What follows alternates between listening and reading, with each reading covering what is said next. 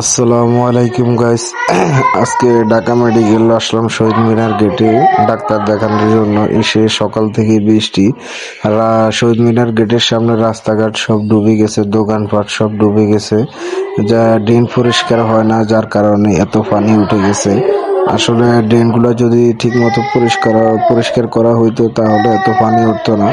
এই ড্রেন পরিষ্কার না করার কারণে পানি নামতে পারে না, রাস্তাঘাট সব ডুবে যায়, গাড়ি ঘোড়া চলাফেরা করতে পারে না, মানুষের অনেক ভোগান্তি হয়। আসলে এগুলা সরকারের দেখা উচিত, ড্রেনগুলা সিটি কর্পোরেশনের মাধ্যমে পরিষ্কার করা উচিত, তাহলে পানিগুলা জমতো না, পানিগুলা নেমে যেত।